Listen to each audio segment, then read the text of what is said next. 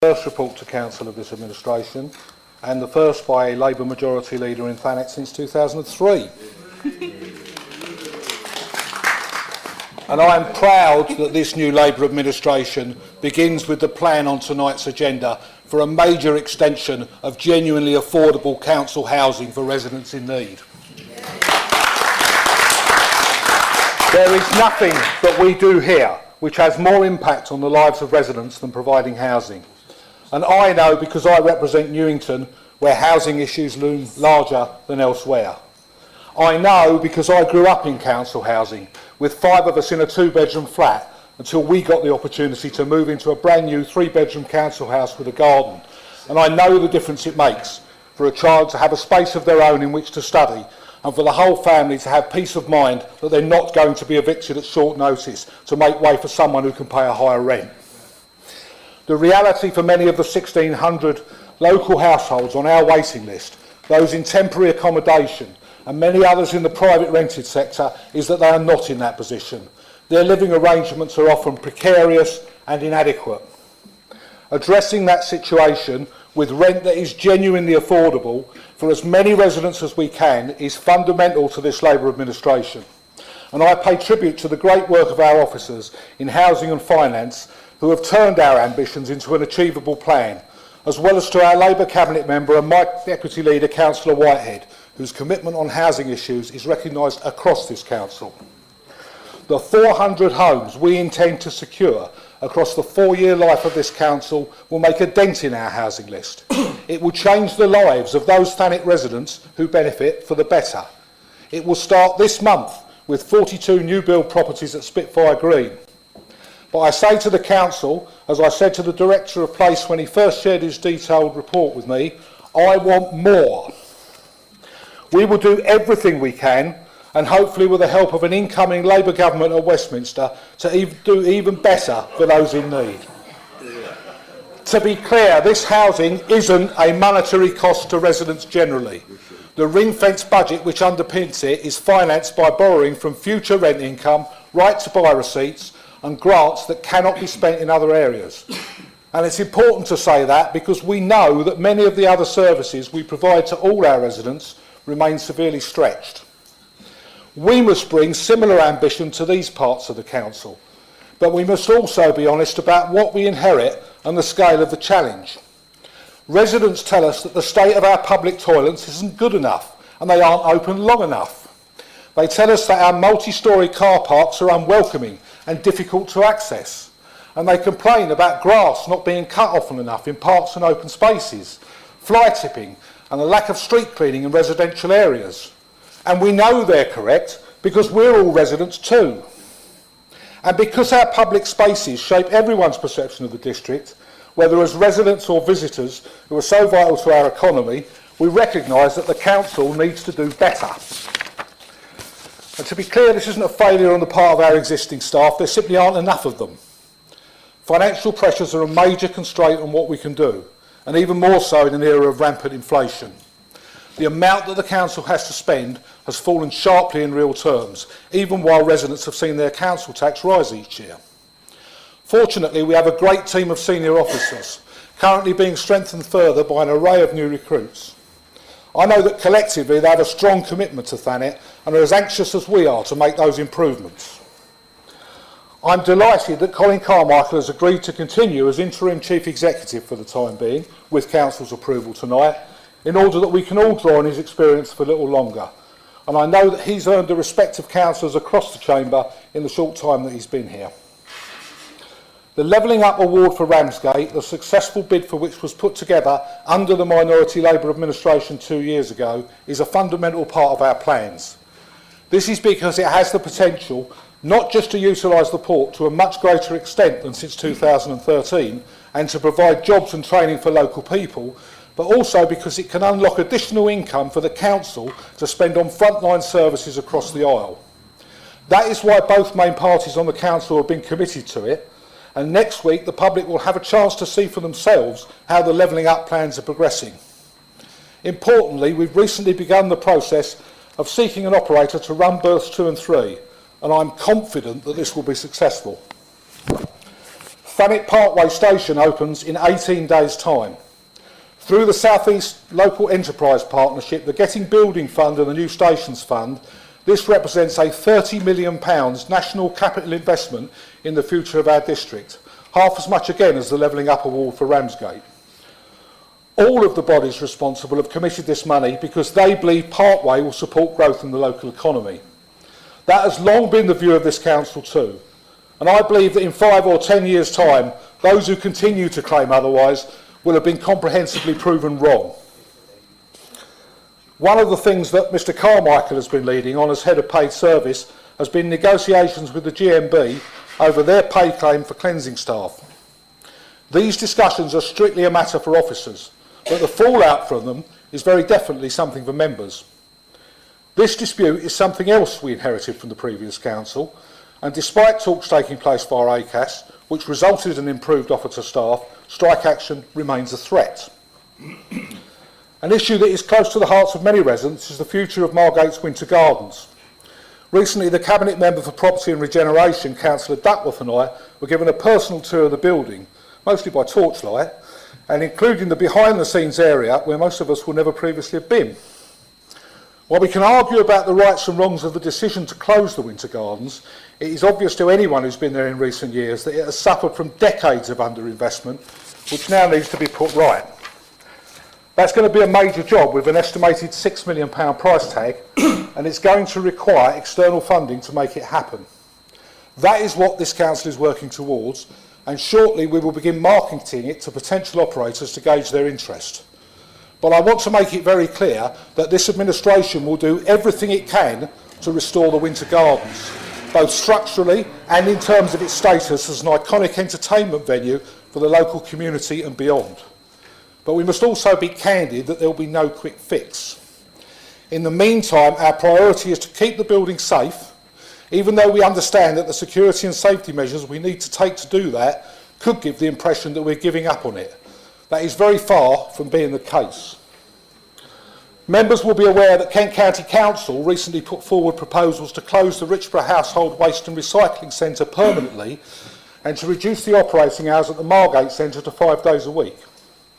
I took the opportunity to speak to Roger Goff, the KCC leader, about this, and subsequently wrote to Susan Carey, KCC Cabinet Member for the Environment, particularly objecting to the fact that all 3 options in their proposed consultation included closing Richborough, which is used by many Thanet residents.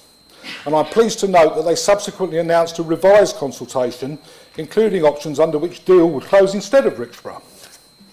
KCC's financial difficulties have led to other proposed service cuts and building closures in Thanet, affecting Shore Start and now the youth service, none of which are welcome to us.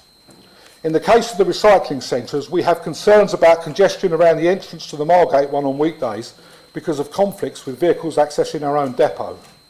There is also significant potential for additional fly tipping, which in effect means that KCC's saving is an extra cost for this council. We will continue to lobby KCC to maintain both centres. Together with officers, I recently met representatives of the Local Government Boundary Commission for England, who advised that they will be carrying out a review of the District Council ward boundaries over the next year or so. This is something they do periodically to ensure that as far as possible the population has equal representation. And clearly there have been significant changes to its distribution since the current boundaries came into effect in 2003. This process may well result in Thanet having fewer district councillors after 2027, something which will probably please many of the commentators on social media and message boards, and it's also something I personally support. But this is up for discussion. I can understand that it may be unsettling for members to find that they've just been elected to a ward that isn't going to exist in the same way after the next election. But overall, this process is long overdue. We will also need to carry out a community governance review to redraw the boundaries for the towns and potentially the parishes if we don't want to have a very confusing set of local elections in 2027. This does, however, potentially provide a way forward for the establishment of a Margate Town Council. The Boundary Commissioners will be speaking to all group leaders next week, with a members' briefing on the process to follow in September. Finally, we're now coming into the peak period for Thanet's tourist industry, and therefore an important time for our local economy and the numerous small businesses who generate revenue and provide jobs. I hope, for the benefit of them, as well as the rest of us, that the next couple of months will continue to bring good weather. But I also recognise that this brings particular stresses for residents who live closest to our most popular beaches. The Council continues with its beach management activity and will work closely with other key agencies to try to minimise problems for residents and visitors alike. It is disappointing that we've had to take temporary measures to control access to parts of the harbour arm in Ramsgate to try to prevent young people putting themselves in serious danger in and around the water there on the hottest day. But it is the responsible thing for us to do. Despite the challenges the hotter weather brings, including in this chamber, I wish everyone a prosperous and enjoyable summer. Rest assured that whatever the temperature, we will be working hard behind the scenes to bring forward the positive changes that people voted for in May.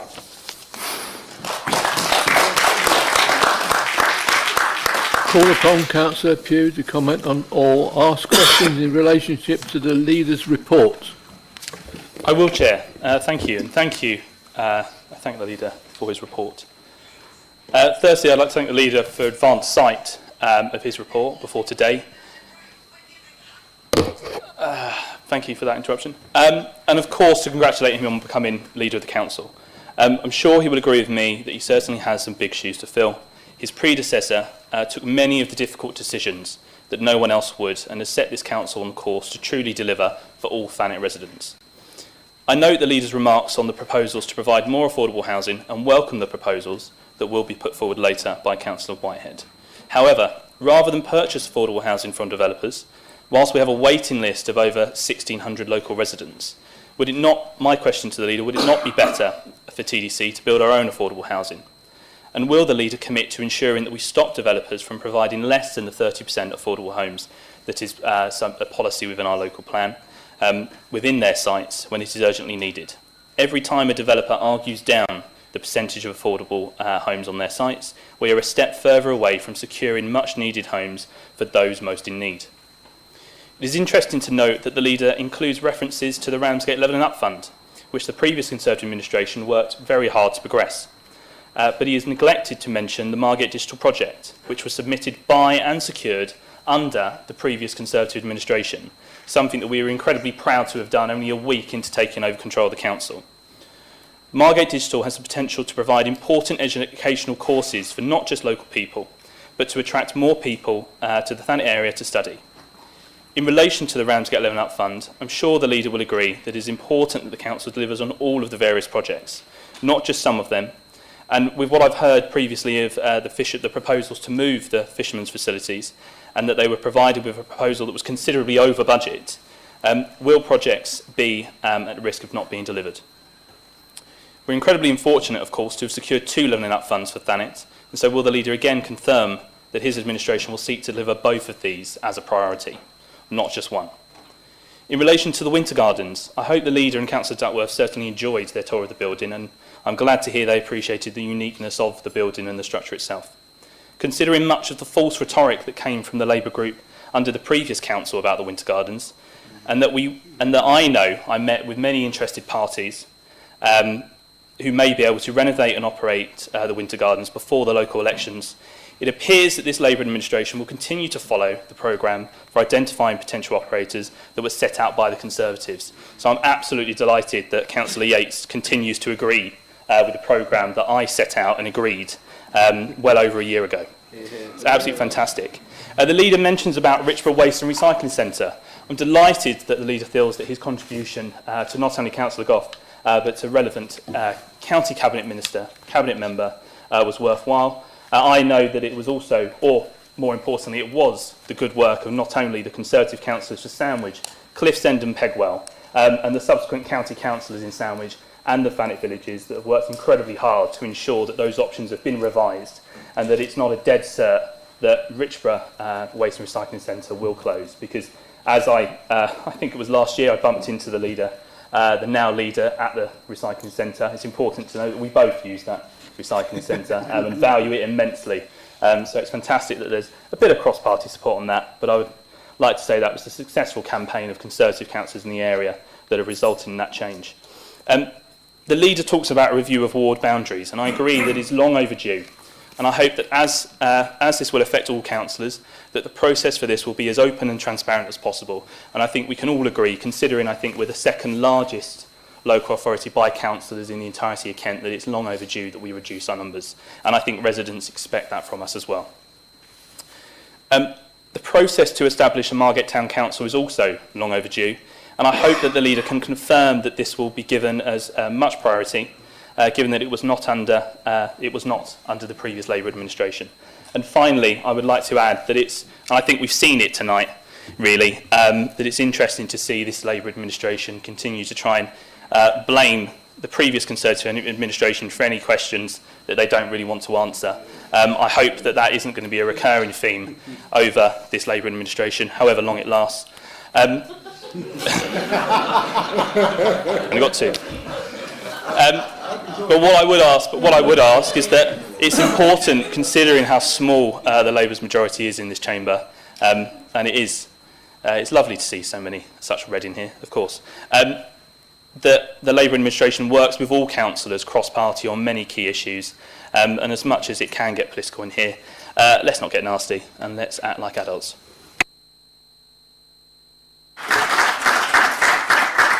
I call upon the leader to respond.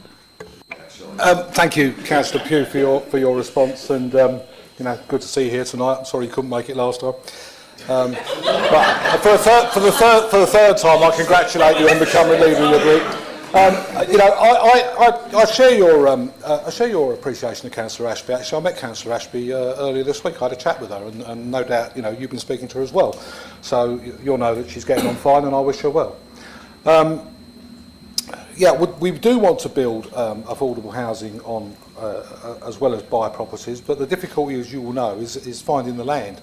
And there is a programme for building new council housing on the land that we do have, and if we can identify more land and we can raise the money to do it, then they will certainly be doing that as well.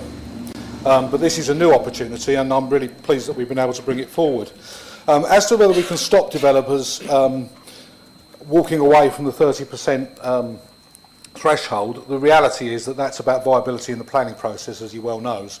And unfortunately, developers who can prove that the development isn't viable with 30% planning are able to secure permission with a lower percentage. That's more unacceptable to us than anybody, but that's where we are legally. And again, we have to talk about what the law allows us to do, not what we'd like to do. I certainly accept that what he says about the Margate Digital project. I've got the Ramsgate levelling up fund in my mind because of the exhibition next week, but I hope we can take that forward, and I'm sure that there'll be more information about that coming out in the near future, but we're committed to all the schemes, including the Margate Town deal. Yes, inflation is having its effect on the levelling up awards, particularly I know some of the details about what's happening in Ramsgate. We'll be talking more about that at the Cabinet meeting in August, and obviously we'll have an opportunity to discuss it then. I can't speak for Councillor Yates about the Winter Gardens. I'm sure that he's quite capable of arguing his own case. In terms of where we're going with it, certainly we're following the process that the Conservative group had outlined. We're also looking at other options. I think the main thing is that we get the Winter Gardens open, that we get the investment in the building, and we restore it to its proper status at the top of Margate's entertainment bill alongside Dreamland. I think we all want that, and how we do it, I think, there's certain different options, but we'll see. Richborough, well, let's see what happens. I'm always amused by the idea of Conservative councillors campaigning against the Conservative council. I'm not claiming that I got them to change the consultation. The fact is they did change the consultation after I wrote to them, but I think they were coming under pressure from various directions. Margate Town Council during the last Labour administration, well, as you will recall, there was a little thing called COVID going on, which actually significantly distracted the whole council during that period, so it would have been difficult, I think, to have embarked on that, particularly the signature collection exercise during the COVID epidemic. You say it's a small majority. It's a bigger majority than the Conservatives have had here since 2011, I think. Thank you, Councillor Everett. I call upon Councillor Garner to comment or ask questions in relationship to the Leader's report. Thank you, Chair. Well, I'd also like to start by congratulating Councillor Everett and his group on achieving an overall majority, and to wish him well as leader of our council. I'm sure there will be occasions when we disagree with him on policy decisions and on priorities, and I might mention one or two later in this response. But we will, I'm sure, be able to do this with civility and with the best interest of the community at heart. I'd also like to take this opportunity, if I may, to thank the previous leader, Ash Ashby, for all the hard work she put in over the time she led the council to get the resolution of the significant governance issues we're all aware of over the line. Work which this new council will benefit from going forward. I wish her all the best for the future. The provision of more council housing is certainly something we welcome, and I hope we as a council will be able to build up our stock of council-owned homes over the next few years. We were encouraged by the assurances we got at the members' briefing earlier this week that, as well as being affordable in terms of rent, we'll be doing everything we can to make sure our housing is also affordable to run in terms of energy costs, i.e. properly constructed and insulated and without gas boilers. And we hope this approach will extend to other sustainability measures such as solar panels, rainwater capture, etc., for the benefit of residents, the area and for the planet. We recognise the excellent work being done by housing on the decarbonisation of our social housing and hope we can build on this. We also welcome your commitment to bring in similar ambition to other parts of the council, as things like litter, public toilets and parking make a massive difference to the quality of life of residents and the quality of experience for our visitors. There are a growing number of examples around the district where improvements have been made through engagement with community groups, which I think we need to build on. Whilst there are members of the public who prefer a tidy approach to parks, there is a way of combining tidy with managed habitat creation that will and does increase people's enjoyment of open spaces. This can be seen in Ellington Park, in Tivoli Park and Lymington Green Westgate, where the public's response to meadow creation a couple of years ago elicited 600 emails to the Westgate Parish Council expressing happiness with the scheme. We have seen similar in Broadstairs and St Peters over the last couple of years, which the Town Council there are looking to build on. On Thanet Parkway, we disagree. Another station in Thanet, permanently unmanned, that can only be reached by car, with a bus stop that will likely only be used when the bus replacement service is running, at a cost of £30 million, I better correct, 39, £2 million of which comes from TDC reserves, makes no sense, not just to us, but also some members of all the other parties. The only growth it will encourage is of housing and industrial estates in the surrounding fields. It is, however, a reality, as you say now, so I guess we will have to wait 5 or so years to see who was right. In the meantime, though, I'm sure one aspect that we can agree on is that the tree and shrub planting around the station, a lot of which has already started to die, needs to be replaced and maintained. And I'd ask if you could use your influence to join us in putting pressure on the developers to take action. Moving on, we also deplore the KCC's decision to close the household waste centre at Richborough and agree it's likely to increase fly tipping for surrounding district councils to deal with.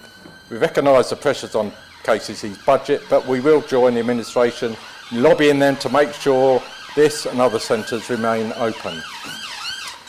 As peak tourism period approaches, bringing the major business benefits the district relies on, it is important that we do more for residents, especially around the coastline, who are adversely impacted. As an example, over the weekend, 21st of June, for the residents of Botany Bay, it brought major disruption. Surrounding roads were gridlocked as hundreds of motorists were funnelled into narrow and congested residential streets, seemingly oblivious to signs displaying limited parking at Botany Bay. During this time, it was not possible for many residents to leave their properties, and if emergency services were required, they would not be able to attend. And I'm sure this is replicated in other areas around the district. This is dangerous, and working with the police and other agencies, we need to do more to come up with creative solutions to this problem. For all the reasons you highlighted about the significance and potential of the Levelling Up bid, we'd like to see regular updates on the externally funded regeneration programme. We welcome the new administration's expressed commitment to transparency and look forward to sharing a lot more information about this programme with our residents and receiving their feedback, starting with next week's open events in Ramsgate. And I'd like to finish, since the time's up, I'd like to finish by saying how pleased we are to note the new senior appointments, and we're delighted that Colin has agreed to stay on for a further year, subject to approval this evening. We'd like to thank him for his hard work and positive and constructive approach. We'd also like to register our appreciation for the hard work of our officers at all levels and recognise the extra stress they've been under in recent years, which we hope is now reducing. Thank you.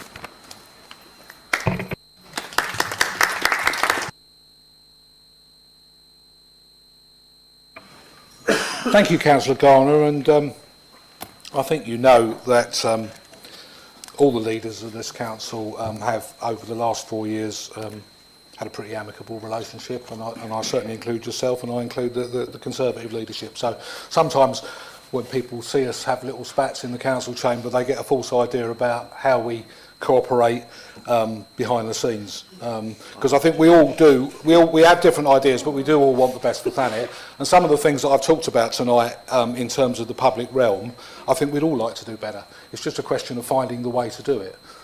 So we're going to have a fresh look at things and see what we can do better, and that includes things like the parking situation at Bosney Bay. And I can't promise we'll do everything, but I can say that we'll try. There wasn't a lot that you said which was contentious or I disagree with. We can go over the Thanet Parkway question as many times as you like. I'm happy to look at the planting around it. I think that there needs to be a bus service there. It's not quite true that everybody has to arrive by car. Some people live in Cliff's End.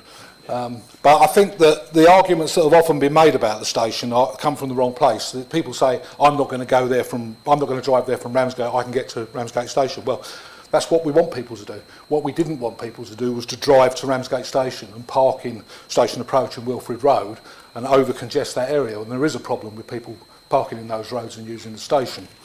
But it's not just about that. It is about growth. It is about the future. It is about attracting new people to come to Thanet. It's about attracting more investment into Thanet. And it is about housing. It is about housing.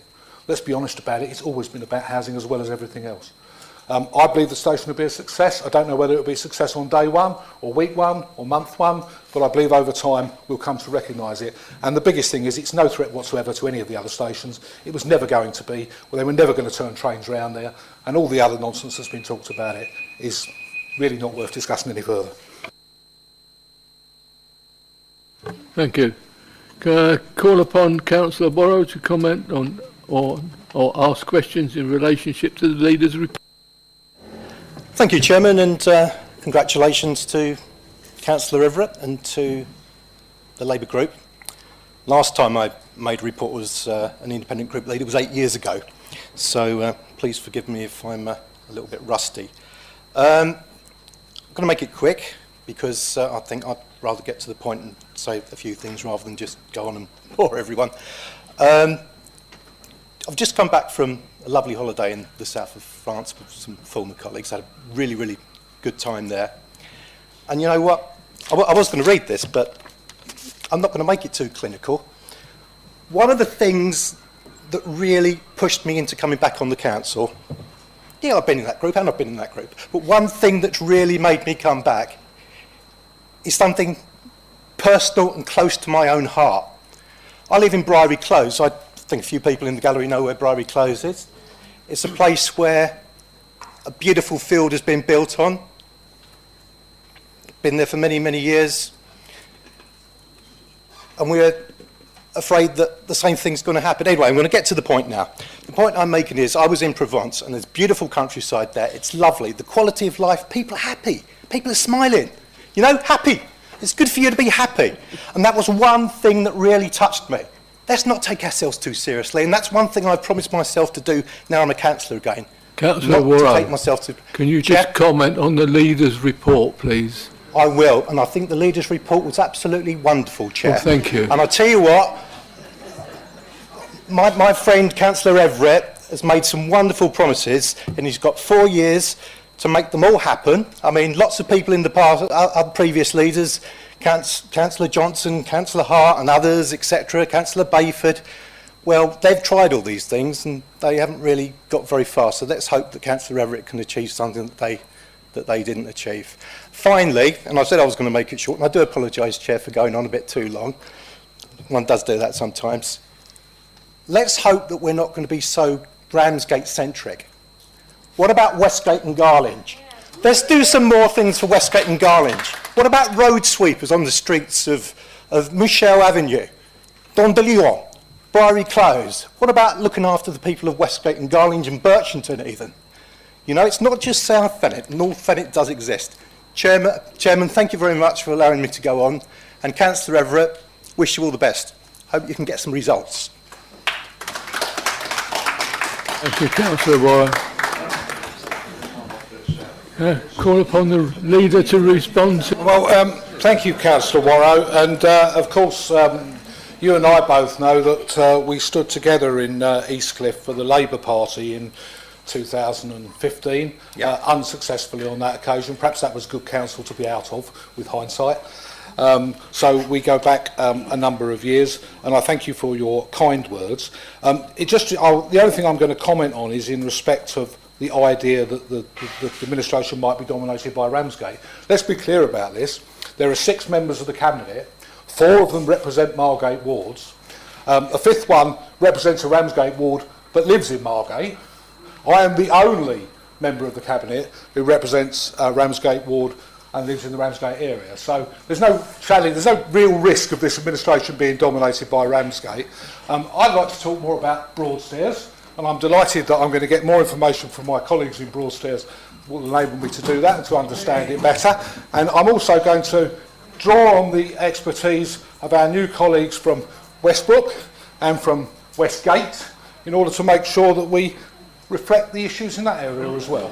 And we'll talk cross-party to people representing other areas, including Councillor Smith in the villages. So, you know, I live in Cliffs End, not quite Ramsgate, is a village, understand some of the issues. Certainly there's people who'd like to do lots of development in Cliffs End. So, you know, I'm not entirely urban and Ramsgate orientated, whatever some of you might want to believe.